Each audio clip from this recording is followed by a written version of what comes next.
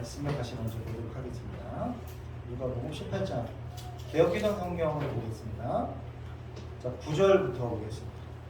앞에 나오나요 혹시? 네. 자, 9절 같이 한 목소리로 시작. 또 자기를 의롭다 믿고 다른 사람을 멸시하는 자들에게 이 비유로 말씀하시되 두 사람이 기도하러 성전에 올라가니 하나는 바리새인이요 하나는 세리라. 바리새인은 서서 따로 기도하여 이르되 하나님이여 나는 다른 사람들 곧 토색 불이 간음하는 자들과 같이 아니하고 이 세리와도 같이 아니함을 감사하나이다. 나는 일에 2번씩 금식하고 또 소득의 11조를 드리나이다 하고 세리는 멀리 서서 감히 눈을 들어 하늘을 쳐다보지 못하고 다만 가슴을 치며 이르되 하나님이여 불쌍히 여기소서 나는 죄인으로서이다 하였느니라. 내가 너희에게 이르노니 이에 저 바리새인이 아니고 이 사람의 이롭다 하심을 받고 그의 집으로 내려가느니라. 무릇 자기를 높이는 자는 낮아지고 자기를 낮추는 자는 높아지리라 하시니라. 아멘. 할렐루야. 아멘. 오늘은 이 본문 말씀을 통해서 품위 있는 신앙이라는 제목으로 여러분과 같이 은혜의 말씀을 나누도록 하겠습니다. 하나님께서 우리에게 많은 선물들을 주셨어요. 여러분들도 그 선물을 느끼면서 살고 있죠? 네. 뭐 어떤 게 있을까요? 구체적으로 한번 얘기해 보라 그러면 뭐 나한테 좋은 가족을 주신 것도 선물일 거고, 그렇죠?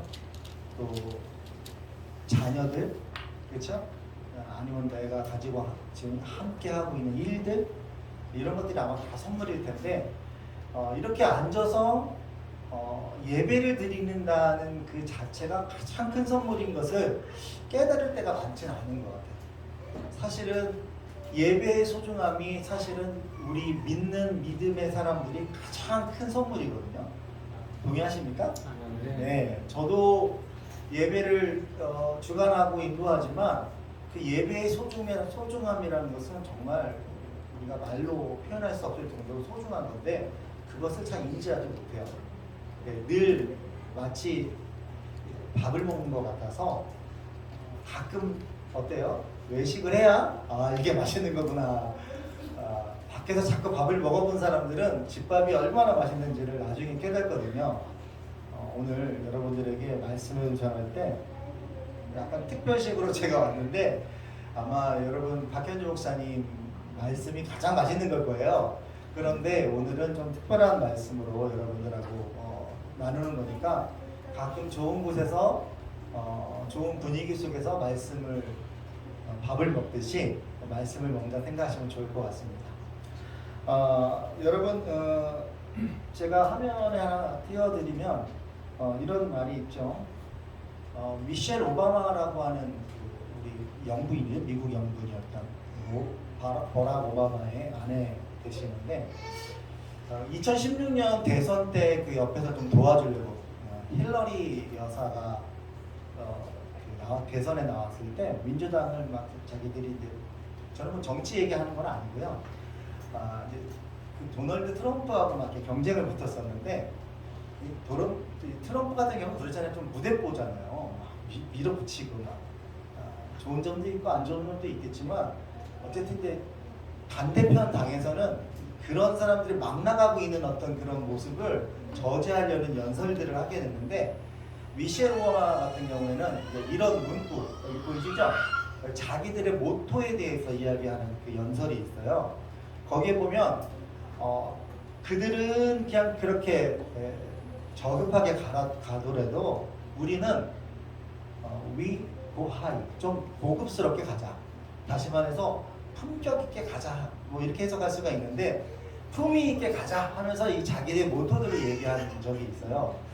저는 이 문구가 가끔가다 생각이 나요.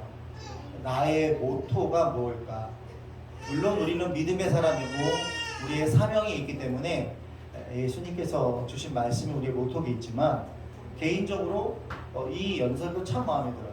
그래서 이 연설이 그 문장 한 문장 중에 그들이 가시는 분들을 그대로 인정해줘요. 물론 저거는 정치적인 얘기니까 이렇게 좀 다른 그 당을 좀 낮게 보는 경향이 있지만 저는 좀 다르게 해석해서 우리가 함께 신앙생활을 하고 함께 가는 모든 사람들을 인정해 준다는 거죠. 그들이 그렇게 가는 걸 내가 바꿀 수 없어요.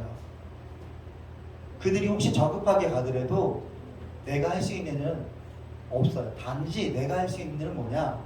내가 좀 더 고급적으로, 내가 좀 더 품위 있게, 품격 있게 가면 그것을 통해서 나의 어떤 성장을 이룰 수 있겠다 이런 생각이 들어서 이 어떤 그 연설의 문장을 통해서 오늘의 제목을 한번 제가 뽑아봤어요. 오늘 말씀 속에서. 그래서 품위 있는 신앙 한번 따라해 볼까요? 품위 있는 신앙. 품위가 있다, 품격이 있다 이 말은 상당히 고급적으로 들리지 않습니까? 예, 믿음도 되게 수준이 낮은 믿음이 있고 수준이 높은 믿음이 있다고 저는 봐요. 예수님께서도 너희가 왜 이렇게 믿음이 없느냐라고 이렇게 말씀을 하시고 책망하실 때가 있었는데 그거는 초신자 이제 막 예수님을 알고 어떤 어린아이 같은 어떤 신앙에서 책망을 하시는 게 아니라 어느 정도 믿음 생활을 하고 어느 정도 알았는데도 불구하고 저급하게 신앙생활하는 그 믿음 생활하는 모습을 보고 믿음이 적다 이렇게 말씀하신 거라고 저는 생각이 돼요. 오늘 그런 의미에서 우리는 좀 더 품위 있는 신앙을 또 바라보고 우리가 좀 더 품격 있는 신앙을 가지기 위해서 오늘 본문 말씀을 통해서 하나님께서 또 예수님께서 말씀하신 말씀이 나에게 어떻게 반응하느냐, 또 나한테 어떻게 들어와서 이렇게 나가서 어떤 행동을 하고 사느냐 이렇게 영향을 받는다고 생각이 됩니다. 그래서 오늘 품위 있는 신앙, 바로 품격 있는 신앙이 되기 위해서 우리는 좀 더 전진하는 하루하루를 살아야 될 줄을 믿습니다. 본문에서 아마 그런 이야기를 같이 나누도록 할 거고요. 요즘에 그 유튜브들을 많이 보시잖아요. 저희도 TV를 끊어버렸어요. 그 TV 자체가 별로 볼 일이 없는 거예요. 제 방송의 대부분은 유튜브더라고요. 아니면 넷플릭스. 그래서 매달 나가는 그 돈을 좀 아끼다 보니까 우리 그냥 그 공중파 채널 있잖아요. 그거를 끊게 되더라고요. 끊었는데 좀 답답할 것 같았는데 사실은 하나도 답답하지 않더라고요. 왜냐하면 그걸 대체할 수 있는 것들이 아주 많아요. 유튜브를 많이 보시잖아요. 근데 제가 이제 유튜브를 보면 좀 무섭긴 하더라고요. 제가 이렇게 제 계정으로 보게 되면 제가 스포츠를 보면 얘네들이 알고리즘을 막 돌려가지고 제가 좋아하는 스포츠들을 계속 이게 보라고 연달아 보라고 이렇게 나오는 거예요. 근데 가끔 가다가 재미있으면 다른 걸 클릭하잖아요. 근데 클릭해 보면 그것 중에 하나가 뭐냐면 외국 사람들이 한국에 와가지고 뭐 때문에 놀래는지 뭐 이런 게 있어요. 뭐 흔히 얘기하는 국뽕 채널들이 엄청 많거든요. 한번 잘못 눌렀다가 봤는데 재밌더라고요. 그래서 그걸 계속 봤어요. 그랬더니 막 그것들이 계속 뜨는 거예요. 근데 그 채널 중에 제가 하나를 뽑아왔는데 국뽕 채널이죠. 근데 뭐 말이 국뽕이지 사실은 재밌는 게 많아요. 거기에 보면 이런 내용이 나와요. 뭐냐면 외국 사람들이 한국에 와서 놀라는 10가지 뭐 이렇게 이런 거, 뭐 7가지, 10가지를 제가 한번 추려봤거든요. 탑 10.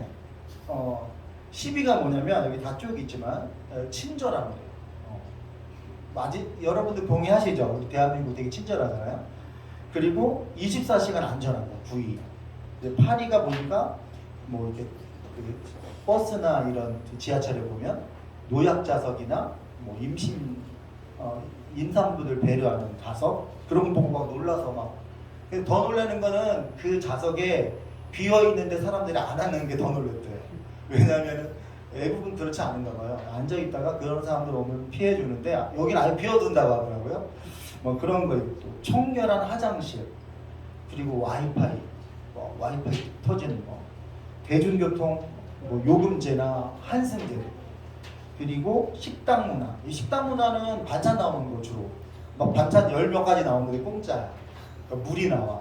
외국에서는 상상할 수 없는 일이라고 하면서 또 시민의식, 뭐 핸드폰이나 지갑 같은 거 놔두고 뭐 화장실 가고 뭐 그래도 아무도 안 건드려. 되게 자랑스럽더라고요, 때로는. 그런데 뭐 이제 배달 문화가 2위더라고요. 어디서든지 배달하면 오는 거. 그쵸? 너무 좋은 서비스죠.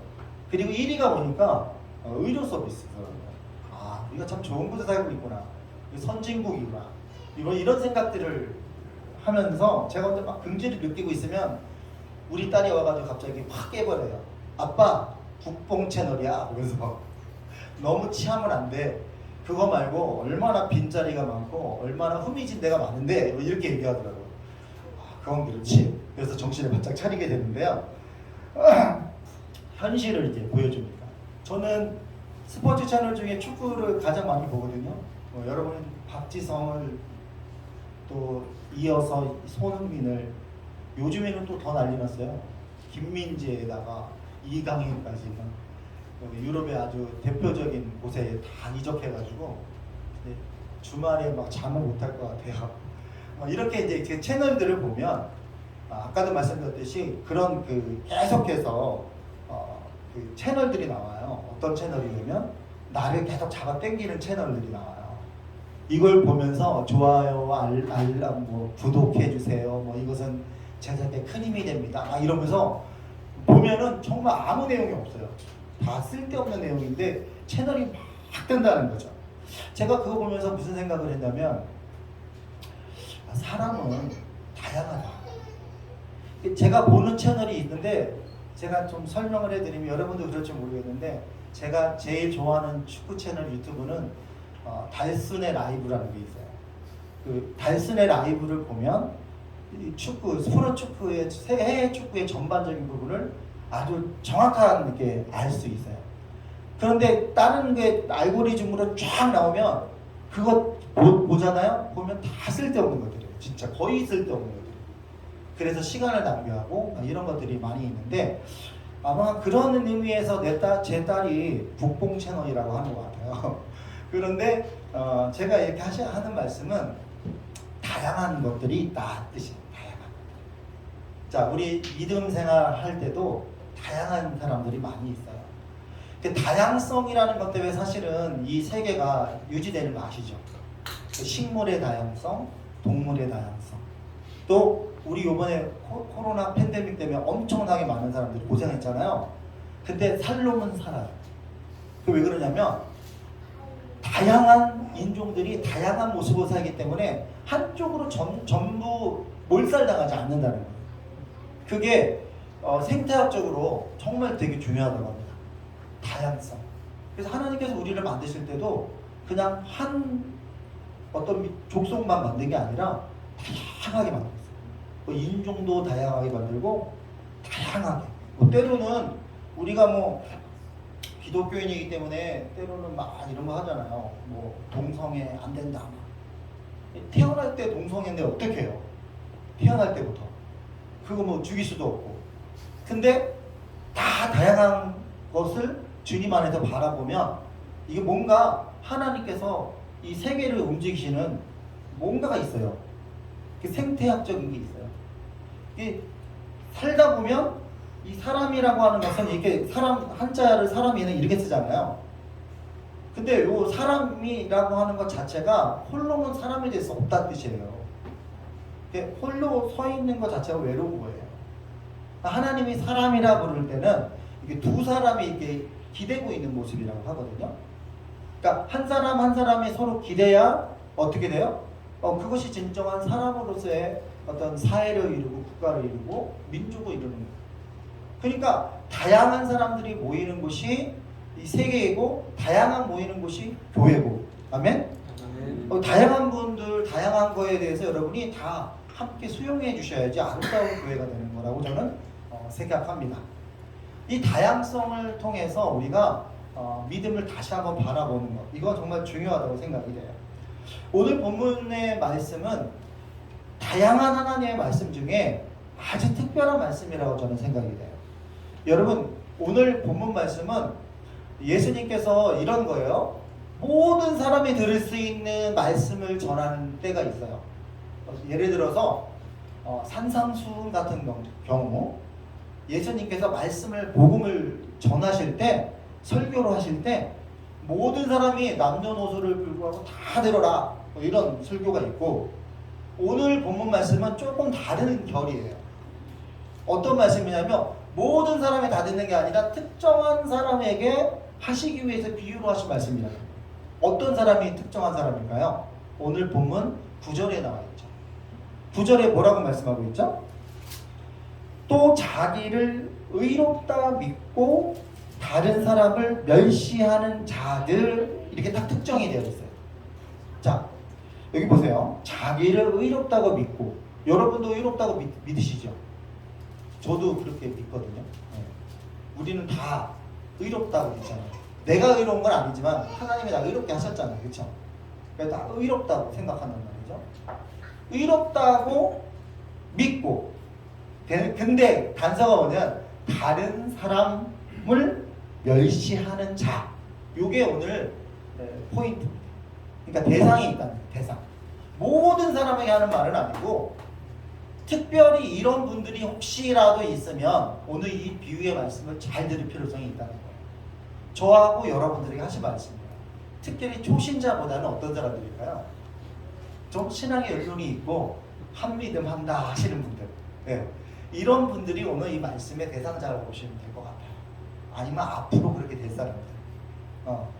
우리가 대상자를 설정하는 게 되게 중요합니다. 이게 모든 사람에게 하느냐, 어떤 특정한 사람에게 하느냐. 근데 오늘 본문 말씀은 특정한 사람에게 하고 있습니다. 자, 오늘 특정한 사람의 인물 중에 비유로 예수님께서 두 사람을 예를 들죠. 어떤 부류를 예를 들죠? 첫 번째는 바리새인, 바리새파 사람들, 종교 지도자들을 볼 수 있죠, 그렇죠? 네. 그리고 다른 한 사람은 누굽니까? 보통 세리라고 부릅니다. 왜 이렇게 두 사람을 나눠서 비유하셨다? 왜 비유하셨을까요? 그냥 직설적으로 얘기하죠. 직설적으로, 야, 너 그렇게 믿으면 안 돼, 이렇게 할 수도 있잖아요. 근데 예수님께서 비유로 말씀하는 여러 가지 이유가 있죠. 비유로 말씀하신 것은 당시 시대적인 상황적인 것도 있고, 또 중요한 건 뭐냐면 깨달을 자는 깨달음, 성령의 음성을 듣고 깨달을 자는 깨달음, 그 비유를 통해서 나의 심령을 울리고 새롭게 할 수 있는 거면 그건 복이 되는 겁니다. 아멘? 근데 아무리 얘기해도 못 알아들어요. 못 알아듣는 사람이 있어요. 그러면 때로는 가끔 직설적으로 예수님이 막 책망하시죠. 이 독사 같은 자식들아 이러면서 할 때도 있죠. 근데 대부분 복음서에는 이런 비유의 말씀이 참 많습니다. 오늘도 예수님께서 지혜롭게 사람들에게 상처받지 않고 스스로가 깨달을 수 있도록 비유의 말씀으로 오늘 우리에게 하고 있어요. 근데 저는 그 말씀을 이렇게 해석하고 싶어요. 어떻게 해석하고 싶냐면 좀 저급한 신앙을 가질 수가 갖는 사람들이 가지고 있는 그 공통성, 좀 고급지고 좀 품위 있는 신앙을 가진 사람의 어떤 공통성을 여기서 좀 나눠서 우리가 보자는 거죠. 오늘 바리새인들, 자기는 믿음이 좀 충분하고 종교적으로 좀 깨끗하고 뭔가 좀 있어 보이는 자기 스스로가 그런 사람들의 특징을 오늘 예수님께서 말씀하고 있어요. 같이 한번 볼까요? 제가 좀 이렇게 나눠서 PPT에 좀 봤는데 한번 볼까요? 어떻게 자기를 생각하고 있는지 그 특징이 나와 있습니다. 첫 번째는 뭘까요? 기도하는 모습 있죠. 기도하는. 자, 우리가 신앙이 기도해야 되잖아요. 근데 이 사람은 좀 다른 특징을 가지고 있을 때 어떤 특징이냐면 서서 따로 기도했다.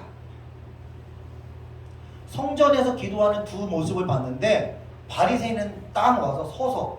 근데 다른 성경에 보니까 다른 번역, 공동 번역이라든지 현대인의 성경 이런 데 보면 이 따로 서가지고 기도한 거를 다르게 표현하고 있어요. 어떻게 표현하면 보란 듯이 서서, 공동 번역이에요. 보란 듯이 서서, 자기를 보란 듯이 서서 기도하는 모습이 바로 바리새인들이 기도하는 모습이다라고 이야기하고 있는 거예요. 실제로 그랬을까요? 안 그랬을까요? 실제로 그런 사람들이 있었으니까 예수님께서 말씀하신 거예요, 비유로. 그러면 보란 듯이 서서 기도하는 모습이 어떻길래 책망을 받으신 걸까요? 바리새인들의 기도라고 할까요? 그런 기도는 누군가가 나를 알아줘야 되는 어떤 기도하는 자의 기도 나는 뭐 몇 시간 합니다. 기도 2시간씩 합니다. 3시간씩 합니다. 막 소리 지르고 기도하는 것 자체를 얘기하는 게 아니에요. 이건 행위보다는 드러내고자 하는 마음이 있는 그런 기도의 모습을 이야기하고 있는 거죠. 이런 것들은 자랑이죠. 그렇죠? 네. 교만한 겁니다. 스스로가. 근데 그것이 어떤 특징이 있는데 그 특징이 나에게도 혹시 있을까? 찾아보니까요. 저 다 있어요. 저에겐 다 있더라고요. 아, 이런 것 때문에 바리새인의 문제구나. 두 번째는 토색하지 않는다 그랬죠. 토색은 남의 물건이나 돈을 이렇게 강제로 빼앗는 거거든요. 누구를 빗대서 얘기하냐면 세리를 빗대서 얘기해요. 그 바리새인들 생각에는 늘 그 세무 징수하는 세무원들이 그렇게 토색한다고 생각을 했거든요. 나는 그런 거 안 해요. 비교하는 거예요, 다른 거. 그리고 또 불의하지 않는다고 얘기하지 않습니까? 아주 옳은 일만 자기는 한다고 생각해요. 근데 이거는 사람으로 살 수 없는 얘기인 것 같아요. 자기는 도리에 어긋나지 않는 짓은 하지 않는다는 얘기죠. 그리고 또 말하기를 간음하지 않는다. 근데 이 간음은 성적인 어떤 그 외적인 것도 있지만 내적인 어떤 간음도 있잖아요. 예수님께서 말씀하신. 뭐 그런 걸 따지면 도저히 인간은 이건 안 할 수가 없는데 너무 완벽한 모습이죠. 바리새인의 모습은. 그쵸? 근데 그 모든 것들이 다 뭐예요? 자랑, 자기의 교만 안에 들어있다는 것을 예수님께서 비유로 말씀해 주시는 거죠. 그리고 또 이야기하죠. 정말 영적인 부분에 대해서 어떤 걸 얘기하시죠? 자기는 세리와 같지 않은 것에 감사. 그러니까 앞에 게 다 세리와 같다는 거예요. 자기는 솔직히 얘기해서 죄인이 아니라는 거예요. 죄인이. 자기는 깨끗하다는 얘기예요. 근데 이게 교만이라는 거죠. 그리고 이야기하기를 일주일에 몇 번을 금식한다? 2번을 금식한다. 아니 이 종교적인 행위의 모습을 되게 드러내고 있는 거예요.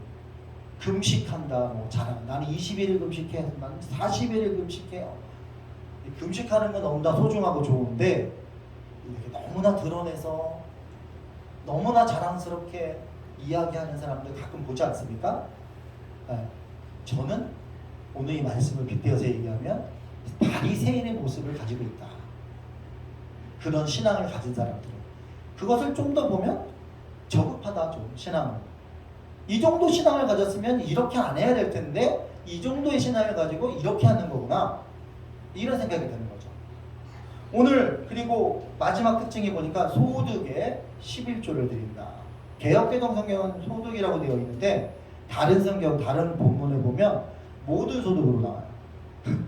여러분이 받는 월급이 아니라 용돈 받고 뭐 어떤 자기가 부수입으로 받는 모든 돈에 11조를 낸다고 자랑하고 있어요.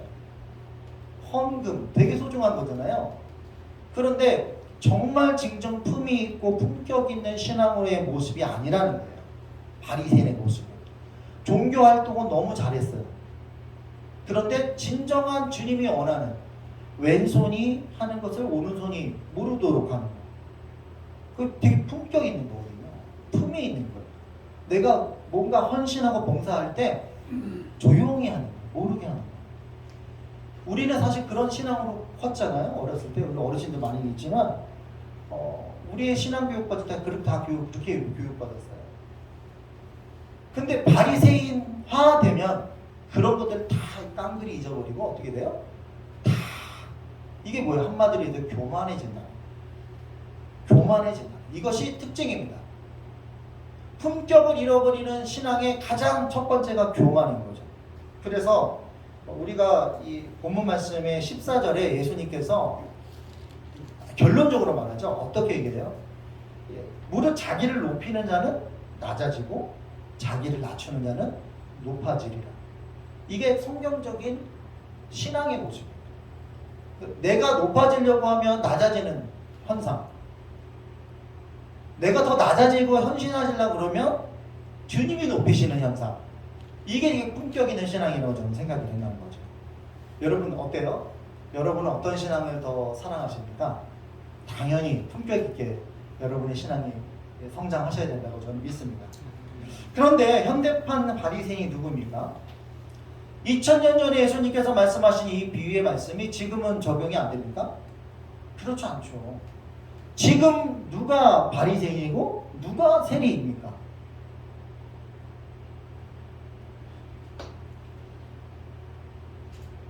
마태복음 잠언서 16장 18절에 말씀하기는 교만은 패망의 선봉이요 거만한 마음은 넘어짐의 앞잡이라고 얘기하지 않습니까?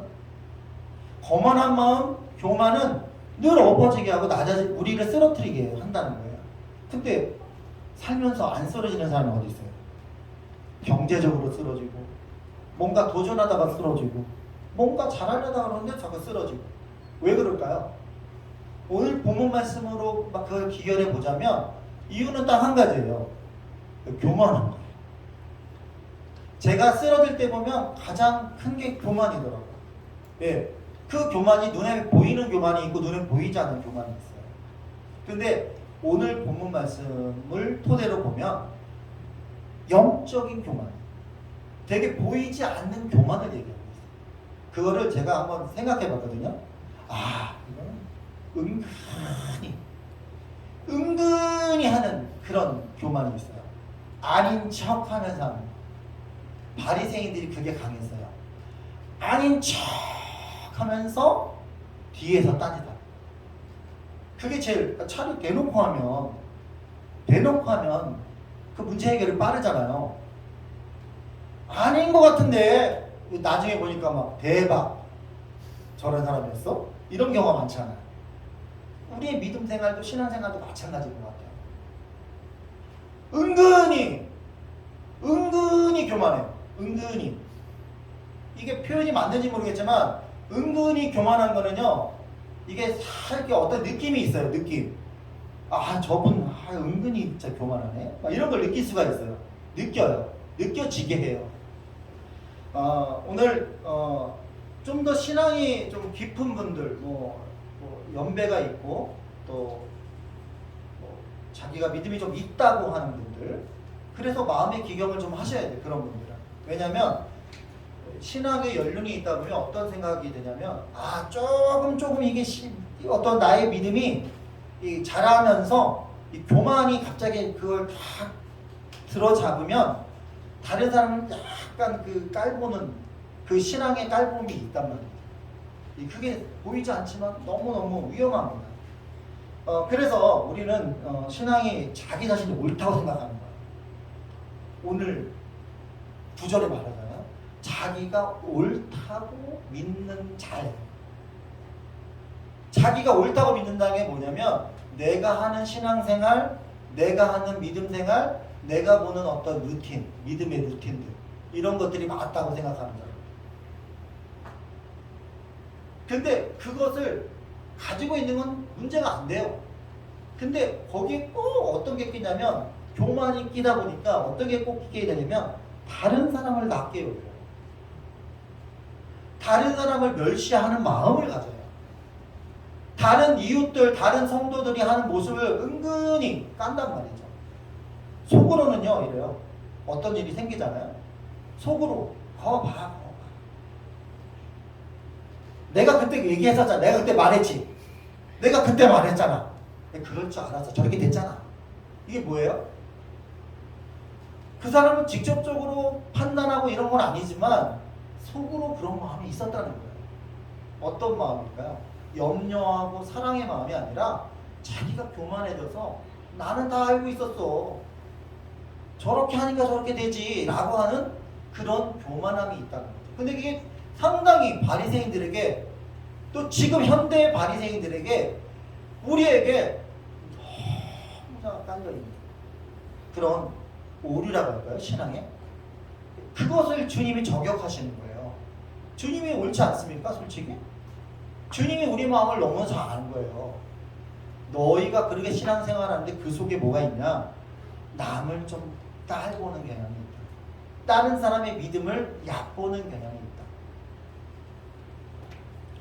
이렇게 바리새인을 경고하듯이 오늘 주님께서 말씀으로 우리에게 타격을 주기를 주 이름으로 축원합니다.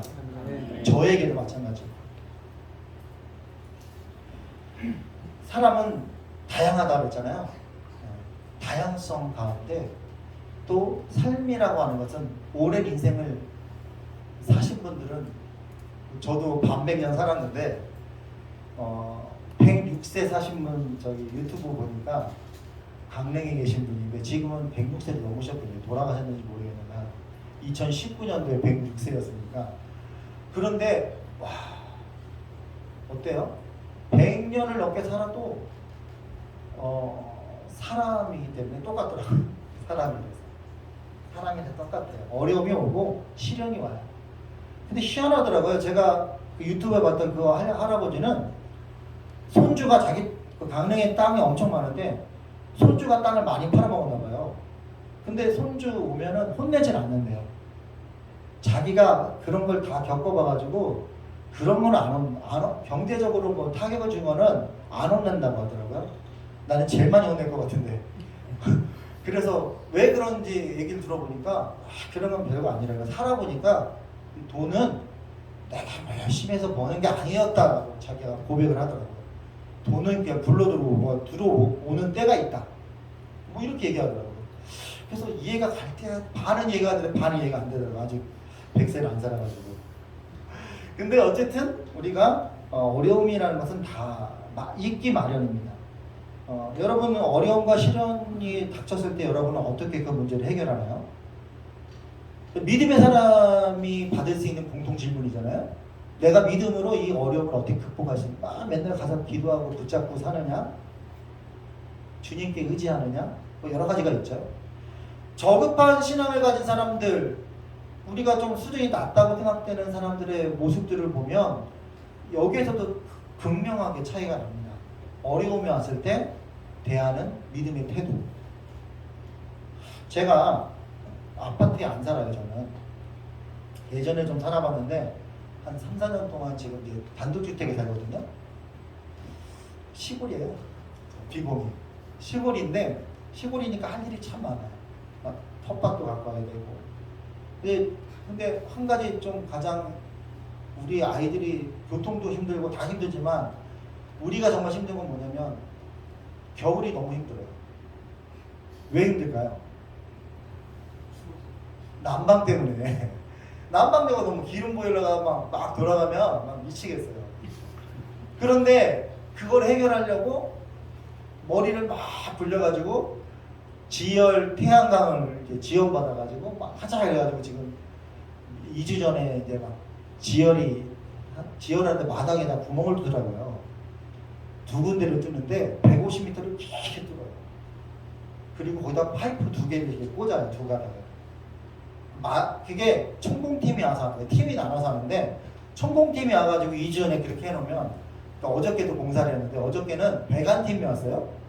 포크레인 가지고 배관팀이 땅을 파가지고 그걸 묻어가지고 우리 그 보일러, 실내에 들어가는 보일러 있잖아요. 지열 보일러. 그거를 설치하기 전에 거기를 벽을 뚫어가지고 집어넣는 이제 그런 작업들을 진행을 하더라고요. 어저께 한다 그러니까 금요일날 제가 뭐 해야 되겠어요? 보일러실에 있는 세탁실로 이용하고 있었거든요. 짐을 다 빼야 되잖아요. 짐을 혼자 빼는데 세탁기가 좀 무거워요. 근데 우리 집에 남자가 둘이 있는데 한 녀석은 방에서 안 나와요. 그래가지고 제가 혼자 그거를 이제 옮기는 거예요. 금요일날 치워놔야 되니까 토요일날 와서 작업을 한다 그러니까. 그래서 머리를 썼죠. 이게 호모사피엔스니까.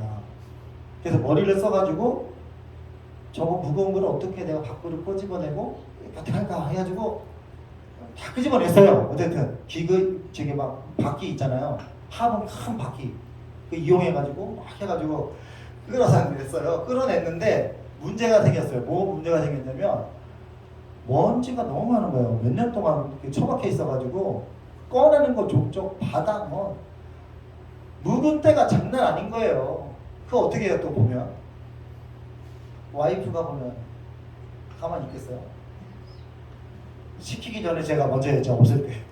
그래서 청소를 막 하면서 닦으면서 하는 생각이 들었어요. 어떤 생각이 들었냐면, 야, 이렇게 묵은데 보이지 않는 때인데 나중에 꺼내보니까 엄청 많네. 이걸 닦으니까 당연히 닦아야겠죠. 내 집이니까, 내 기구니까. 닦으면서 느끼는 거예요. 이렇게 깨끗이 닦아야 되는 시기구나, 이 시기가. 오, 행복하다. 짜증이 났었거든요, 사실. 근데 닦으면서 생각이 들었어요. 아, 이렇게 안 하면 이거 언제 닦어? 이사 갈 때 여러분 느끼는 감정 아니에요? 방에서 뭐 다른 물건 다 꺼냈을 때 막 잡다한 거 나온 거 처리하고 깨끗이 닦고. 자, 여러분 제가 이게 저희 집이에요. 산 속에 있어요. 진짜 시골이에요. 아주 애들 미치려고 합니다.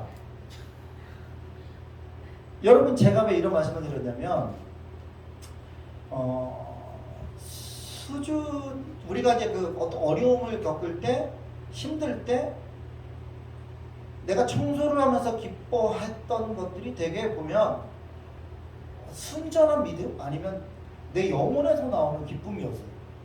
아, 내가 그 짜증이 낼 수 있는데 야, 이게 이때 안 하면 이걸 언제 청소하냐 라는 마음이 드는 거예요. 어려움이 왔을 때, 짜증 날 때. 신앙의 모습도 마찬가지입니다. 힘들고 어려움, 짜증이 왔을 때 어떻게 될까요? 이걸 짜증으로, 원망으로 불평하면은 좀 낮은 신앙이라고 보시면 돼요. 근데 어려움이 왔어. 극복해야 되는 어떤 어려움이 왔어. 그때 그런 마음을 갖는 거죠. 믿음이 품격 있는, 품위 있는 신앙을 가지게 되면 그것에 대해서 감사하는 거예요. 야, 이 어려움이 오니까 내가 주님을 다 찾네. 내가 이렇게 힘드니까 갈 데가 없으니까 결국 주님께 오는구나. 저는 이게 복이라고 생각해요. 하나님이 주시는 복인 거죠. 이게 우리 신앙의 어떤 그 고급진 모습 아니겠어요? 왜 이게 나한테만 와, 이런 어려움이 짜증나게 원망과 불평해봐요. 해결돼요? 그거 되게 저급한 거죠. 하나님을 믿으면서. 여러분 제가 시골에 한다 그랬잖아요. 시골에 사면 제가 그 농사를 큰 농사는 아닌데 조그만 거 짓게 되잖아요. 제가 그래서 저는 농사 짓는 거 정말 싫어하거든요. 일을 안 해봤어요. 근데 저희 사모는 너무 잘해요. 좋아해요. 잘하다기보다. 그거 좋아하면 뭐 하겠어요, 저를? 달달 볶는 거죠. 왜? 직접 저한테 하라는 건 아닌데 약간 옆에서 이렇게 사이드에서 도와주는 일 자체도 힘든 거예요. 본인은 얼마나 힘들어. 근데 되게 즐거워하더라고요. 거기 아욱을 심었지, 감자도 심었지, 고구마도 심었지, 심지어는 옥수수도 심었어요. 둘 다 둘러서요. 3년 되니까 1년차, 2년차, 3년차 갈수록 많아져요. 그러니까 아주 힘들어요. 근데 거기서 정말 깨달은 게 하나 있어요. 제가 도와주면서 가서 뭐 좀 뽑으래. 피 같은 거 있잖아요. 근데 감자 난 처음 봤거든요. 감자가 올라와가지고 잎사귀 이렇게 나오는 거. 이렇게 생겼구나 그랬는데 그 옆에 피 같은 놈이 자라는데 비슷한 놈이 자라는 거예요. 이 감자가 있잖아요. 그 옆에 비슷한 모양을 가진 잎사귀가. 지금 고구마 있거든요. 고구마 옆에 보니까 잡초가 자라는데 그냥 잡초가 그냥 일반적으로 구분되는 잡초가 아니에요. 다 보호 위장막을 써가지고요. 비슷해요. 잘 모르셨죠? 농사 안 지신 분 잘 모르실 거예요. 저도 몰랐어요. 근데 아욱이 자라는데 아욱 옆에 비슷한 놈이 자라는 거 그건 아니라는 거예요. 제가 그거 보면서 아니면 진짜 옆에는 가짜가 항상 있구나. 근데 이거 식물의 DNA를 보면 살려고 하는 자기의 어떤 그거잖아요. 근데 다 일반적으로 다 뽑아버리잖아요. 대박. 제가 수진 이야기를 하려고 그래요. 농사를 짓는데 그런 거 뽑는 사람들이 있잖아요. 피를 뽑고 농사 짓잖아요. 유튜브를 보는데 와, 대박. 진짜 농사를 몇천 평을 짓는데 혼자죠. 혼자. 농사 기법이 뭔지 아세요? 잡초 농사. 잡초를 안 뜯어요. 잡초를 그대로 놔두고 거기다 심어요. 그게 뭐지? 보통 잡초를 다 뽑아야 되잖아요. 안 뽑아요. 나중에 봤더니 그 잡초를 이용하더라고요. 그 잡초를 뒤집어가지고 밑에 그 영양분을 주는 거로 사용하고 전혀 안 건드려요. 근데 나중에 성과를 내더라고요. 아, 이게 정말 농사꾼이구나 하는 생각이 들었어요. 제가 왜 이런 말씀을 드렸냐면 우리의 신앙이 마치 이 농사를 잘 짓는 사람과 초보, 저처럼 초보인 사람이 어떤 차이. 제가 스포츠를 좋아하잖아요. 스포츠도 프로가 있고 아마추어가 있잖아요. 프로와 아마추어의 차이는 여러분 너무 잘 아시죠? 예. 프로는 어떻게 해요? 힘을 들여요? 안 들여요? 자기가 하는데 힘을 안 써요. 자기가 좀 잘하는 곳은 요란하지 않는다는 거야. 저는 나가서 농사 지면요, 무슨 제 혼자 다 한 줄 알아요. 막 무릎에 막 구멍 뚫려 있고, 막 바지에 지는 묻혀 있고. 근데 농사 짓는 우리 장모님 보면 그냥 목베 바지 하나 입고 와서 슬슬 하는데 다 보셔요. 프로하고 아마추어의 차이인 거죠. 여러분, 그런 생각 안 들어요? 정말 그 신앙의 모습도 마치 그런 수준이 있다고 생각이 되지 않습니까? 오늘 품격 있는 신앙은 아마 그런 수준의 차이라고 저는 생각이 되거든요. 프로는 변함이 없어요. 또. 변함이 없어요. 그냥 일관성이 있어요. 근데 아마추어는 잘할 때하고 못할 때가 막 업다운이 너무 심하다는 거죠. 그러니까 믿음의 생활도 마찬가지일 거예요. 약간 성장이 되고 성숙하고 품위 있는 신앙을 가진, 믿음을 가진 사람들은 업다운이 적어요. 어떤 사람이 가장 힘들어요? 좋았다가 나빴다가, 이날은 엄청 은혜 받았다가 이날은 완전히 침체 있고 막. 목사님, 그런 분이 제일 힘들죠. 신앙생활로 그분들 케어하기 힘들잖아요. 이게 좀 어느 정도 아예 나쁘든지 아예 좋든지 하면 좋은데, 어느 때는 좋고 어느 때는, 이게 심리학적으로도 똑같대요. 상담을 하다 보면 어떤 사람이 가장 힘드냐? 업다운이 심한 사람이 제일 힘든 거예요. 그만큼 많이 아픈 거죠. 자, 왜 오늘 이 유치한 신앙이라고 할까요? 좀 수준이 낮은 신앙의 어떤 모습을 바리새인으로 표현하고 있는 것입니다. 요란해요. 저하고 박현준 목사님하고 탁구를 좀 치거든요. 근데 저희 그 목사님들 중에 탁구 좋아하시는 분들 계시고 실력이 좀 있는 분들이 계세요. 막 하성시 그 아마추어 대회 나가가지고 우승하시는 분도 계세요. 이준배 목사님이라고. 지금은 상 엄청 뺐거든요. 좀 뚱뚱했었는데 안 움직이고 탁구 치는데, 예, 하성시를 제패했어요. 그래가지고 우리가 이제 그들과 같이 가끔 탁구를 치면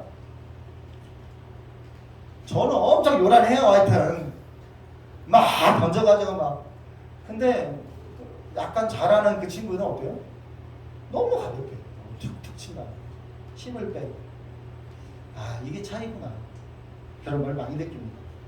우리 복음이라고 하는 것은 뭐 유앙겔리온이라고 하는 헬라어 단어를 쓰는데, 뭐 좋은 굿뉴스, 좋은 소식이죠. 기쁜 소식. 우리가 기쁜 소식의 그 복음을 받아들일 때, 받아들이는 그 처음에 그 받아들일 때 그 마음 다 경험해 보셨죠? 경험해 보셨죠? 아멘? 네. 그 처음 받았을 때 그 뜨거움과 그 열정이 계속 유지되면 좋은데 어때요? 유지가 안 돼요. 성장해야 되는데 성장하는 것도 이게 사이클이 있어요. 계속 성장하기 힘들어요. 마치 뭐 주식 차트 보듯이 올랐다 내렸다 하면서 이렇게 상승으로 올라가는 거예요. 우리의 신앙도 그렇게 올라갑니다. 그래서 우리가 요란하게 어떤 그 모습, 요란하다는 거는 이렇게 표현하면 여러분이 잘 알지 모르겠어요. 뭐 주식이나 여러분 코인을 하실지 모르겠는데 그래프를 보면요, 이런 그래프들이 있어요. 이런 데 들어가면 쫄딱 망합니다. 왜 그럴까요? 업다운이 심해요. 요란합니다. 근데 코인 중에도 또 좋은 코인이라고 하는 그 비트코인 같은 데 보면 얘는 이런 게 없어요. 이렇게 올라가든지 이렇게 떨어지든지 이렇게 올라가든지. 왜 이런 말씀을 드리냐면 우리의 신앙, 우리의 믿음도 마찬가지입니다. 요란하지 않습니다. 품위 있는 신앙을 가지려면 요란하지 않아요. 너무 왔다 갔다 하지 않는다는 얘기예요. 처음 복음을 받을 때 우리의 순전한 믿음을 받지 않습니까? 어떻게 하면 첫사랑, 첫 행복, 첫 예수, 첫 주님을 만났을 때 그 모습을 우리는 늘 간직해야 돼요.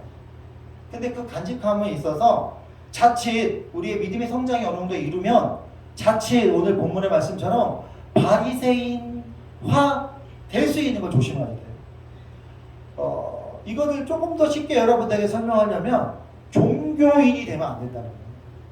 의무적으로 하는 예배, 의무적으로 드리는 헌금, 의무적으로 해야 되는 어떤 헌신, 이런 것들이 바리새화 되고 있는 나의 모습이라는 거예요. 이런 것을 경고하시는 말씀이에요. 여러분, 우리가 좀 품위 있는 사람은 복음에 잡힌 자, 사로잡힌 자가 돼야 되는 거지 종교에 사로잡힌 자가 돼서는 안 된다는 얘기예요. 여러분이 종교 생활하고 있다면 남들을 위해서 보여주는 전도, 남들에게 보여지는 기도, 오늘 바리새인이 했던 특징이잖아요. 남들에게 보여지는 헌금, 남들에게 보여지고 있는 뭐예요? 자기 자신의 금식, 영적인 자랑, 영적인 교만, 이런 것이 나에게 안 올 수가 없어요. 안 올 수가 없어요. 우리의 순수한 열정과 주님을 만났던 그 첫사랑을 그래서 늘 까먹지 않고 잊지 않으려고 노력을 해야지 우리가 그런 늪에 빠지지 않을 수가 있는 것입니다. 말씀을 마치기 전에 우리의 품격 있는 믿음, 그것은 저는 첫사랑 회복이라고 생각이 돼요. 교회적으로 보자면 초대교회로 돌아가자, 아니면 성경으로 다시 돌아가자, 이런 말씀 있죠. 이런 게 다 뭐예요? 첫사랑을 회복하겠다는 거죠. 그건 뭐예요? 자기가 자기 자신을 치는 거예요. 바리새화 되지 않게 나의 자신에게 뭔가 경계를 치는 거죠. 자기 자신을 사랑하는 마음으로 자기 자신을 쳐서 복종시키는 거죠. 주님께 복종하는. 오늘 품위 있는 그러한 신앙, 그 사랑의 대상을 누구로 보냐면 본문의 세리로 봤어요. 자, 마지막으로 세리의 모습. 여러분, 세리는 뭐예요? 찾아볼 것도 없죠. 죄인의 대명사 아니겠습니까? 창녀, 세리. 복음서에 아니면 성경에 유대인들이 가지고 있는 사상 중에 이들은 죄의 심볼이에요. 그냥 죄인이구나, 저들은 죄인이야, 손가락질하는 그거의 대명사가 세리 아니겠어요? 우리가 좀 품격 있는 신앙이 되려면 이 세리한테 배울 게 있다는 거예요. 이 세리가 스스로가 옳다고 생각하지 않았어요. 자기는 늘 죄인이라고 생각했어요. 내가 늘 죄인이라고 생각해서 그것도 또 매너리즘에 빠지면 안 되겠지만 주님 앞에 늘 죄인이라는 마음을 갖고 살아야 바리새화 되지 않아요. 쉽게 얘기하면 내가 세리처럼 어떻게 기도해요? 저 홀로 구석에 가서 자기는 정말 죄인인 모습처럼 무릎을 꿇고 기도의 제목 딱 두 가지예요. 저를 불쌍히 여겨주소서. 저는 죄인입니다. 이 두 가지. 하나님 불쌍히 여겨주세요. 저는 죄인입니다. 많이 듣던 말 아니에요? 어디서 듣던 말이에요? 여러분이 힘들 때 기도하는 말 아니에요? 저는 그렇게 기도하거든요. 너무 힘들 때 주님 불쌍히 여겨주세요. 저는 죄인입니다. 가만히 봤더니요, 예수님이 그러셨더라고요. 십자가에서. 사랑하는 여러분, 예수님은 요란하게 오지 않으셨어요. 예수님이 어디에 오셨죠? 말구육간? 그렇죠? 마구간의 말구유에서 태어나셨잖아요. 그건 동방박산 막 요란하게 왔지만 그런 거 아니에요. 실제로는 초라하게 오신 거예요. 가장 낮게, 가장 낮게 오신 거예요. 누구도 몰라요. 아무도 몰라요. 왜 그렇게 낮은 모습으로 오셨을까요? 주님이 어떻게 가셨죠? 화려하게 가셨나요? 어떻게 가셨어요? 희생당하셨잖아요. 막 거창한 왕 즉위식을 했나요? 예수님이 어떻게 가셨어요? 채찍맞으면서 홀로 고독하게 가셨잖아요. 신앙의 품격은 예수님을 닮아가는 거예요. 너무 유난하게, 너무 드러내게 나를 알아주지 않는다고 여러분 시험 볼 게 없어요. 우리 하늘교회에서 성도 여러분들은 신앙생활하면서 너무 자랑스럽게 너무 이렇게 하시는 분이 있을지 모르겠지만 좀 더 품위 있게 여러분의 신앙의 모습을 가지고 계시려면 오늘 이 세리의 모습을 닮아야 될 주의 이름으로 축원합니다. 물론 저에게도 동일하게 우리 목회자들이 제일 받아야 되는 말씀이에요. 사실은 목회자들이 제일 교만한 거죠. 오늘 말씀을 마칠까 합니다. 사랑하는 여러분, 품위 있는 신앙이라는 것은 세리의 어떤 그 모습 있지 않습니까? 세리의 모습, 세리의 어떤 그 마음, 가난한 마음, 예수님의 오심과 예수님의 그 가심, 또 다시 오실 때도 조용히 오세요. 언제 오실지 모르잖아요. 도둑같이 오대 조용히. 예수님이 언제 오실지 모르지만 오실 때도 조용히 오실 겁니다. 우리가 품위 있는 신앙을 지키기 위해서 우리의 이런 모습을 너무 거창하지 않지만 늘 있는 그 자리에서 성실함, 늘 감사함, 이렇게 믿음 생활의 성장을 이루시는 여러분 되시기를 주의 이름으로 축원합니다. 기도하시겠습니다. 사랑하는